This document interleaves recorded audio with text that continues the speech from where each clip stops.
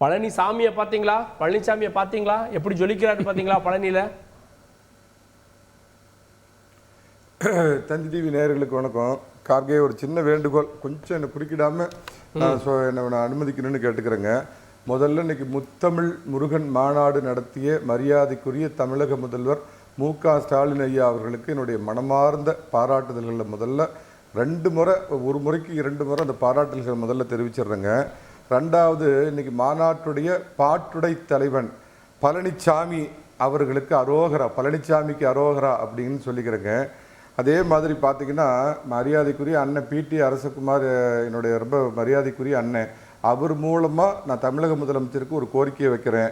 முருகனோட சொந்தக்காரன் கிருஷ்ணனுக்கு நாளான்னைக்கு திங்கட்கிழமை பர்த்டேங்க. அடுத்த முருகனோட அண்ணன் கணபதிக்கு பார்த்தீங்கன்னா பிள்ளையார்னு சொல்கிறவருக்கு அடுத்த மாதம் பர்த்டே வருதுங்க. தயவு செஞ்சு இந்த 2க்கும் ஒரு வாழ்த்து சொல்லுங்கள் மரியாதைக்குரிய முதலமைச்சருங்க.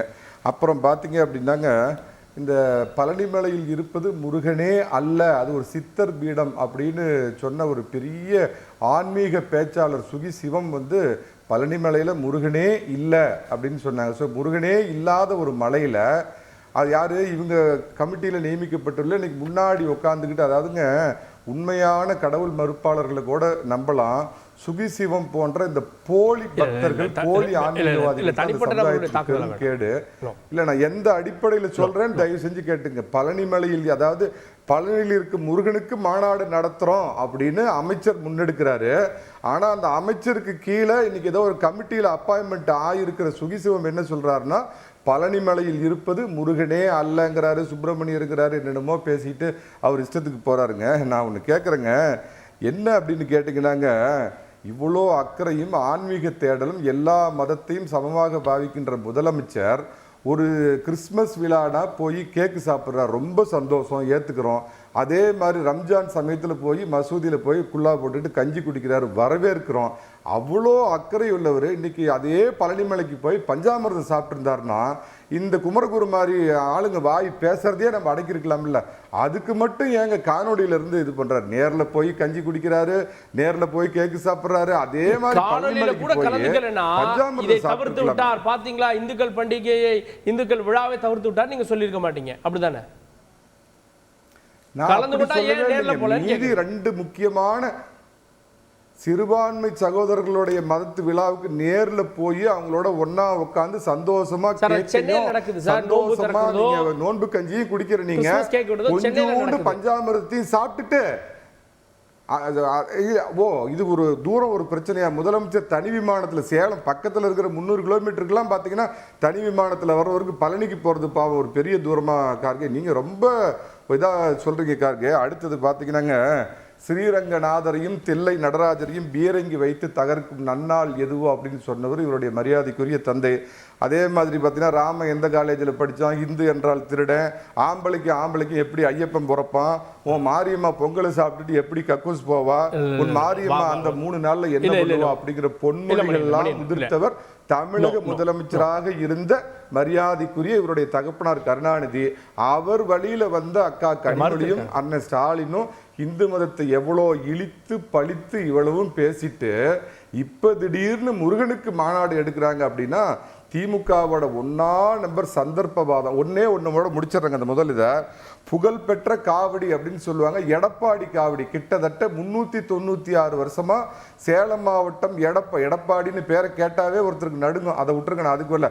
புகழ்பெற்ற 396 வருஷமா எடப்பாடியிலேருந்து காவடி தூக்கிட்டு போற அந்த பக்தர்கள் அவங்கள முறைப்படி இந்த இதுக்கு அழைக்கல. அவங்க பார்த்தீங்கன்னா பழனிமலையில் இரவுல தங்கறதுக்கு எந்த பக்தர்களுக்கும் அனுமதி இல்லை. அது பிரதமராக இருந்தாலும் சரி, முதலமைச்சராக இருந்தாலும் சரி. ஆனால் எடப்பாடியிலிருந்து காவடி தூக்கி வரும் பக்தர்கள் ஒரு இரவில் அங்கு பழனிமலையில் தங்குவதற்கு அவங்களுக்கு அனுமதி உண்டு. 396 வருஷமா. அப்படிப்பட்ட அந்த பக்தர்களை முறைப்படி இவங்க அழைக்காம இவங்க என்ன பண்றாங்கன்னா, 2026 தேர்தலை வச்சு கொஞ்சம் பாஜகவை பார்த்து கொஞ்சம் பயந்துகிட்டோம் இந்துக்கள் மத்தியில. ஏன்னா எல்லா மதத்தையும் ஏற்றுக்கொண்ட அனுசரித்து கொண்ட மதம் கட்சி எதுன்னு கேட்டீங்கன்னா அதிமுகவை பார்த்து அந்த பயத்திற்காக போலி கபட நாடகம் ஆடுகிறார்கள்.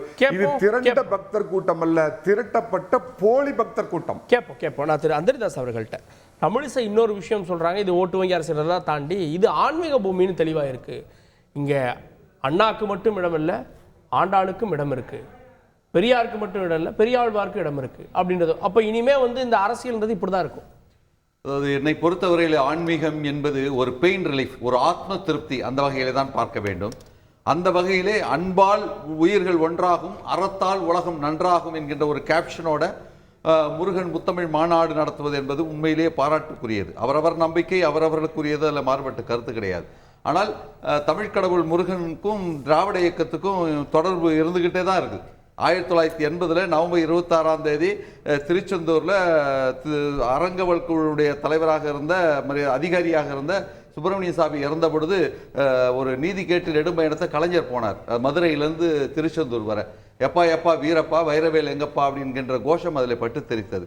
அதற்கு பிறகு 71லேருந்து 75 வரை கலைஞர் ஆட்சியில் இருந்தபொழுது இந்து சமய அறநிலைத்துறை அப்படிதான் உருவாக்குறாரு. அதன் கீழே தான் வந்து சித்த மருத்துவ கல்லூரி வருது.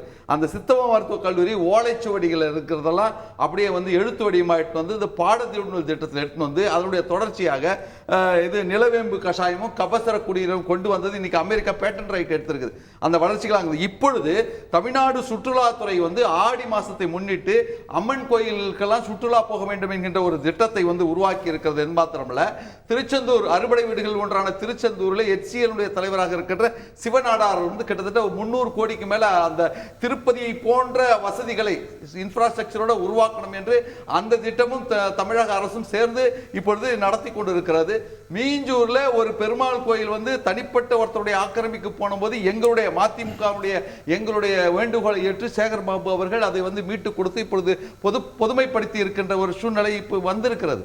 அதெல்லாம் காது கொடுத்து கேட்காம கிடையாது. சங்கரன் கோயிலில் அந்த தரிசனத்தை வந்து தரிசன கட்டணத்தை குறைக்கணும்னு நாங்கள் கோரிக்கை வச்சோம்.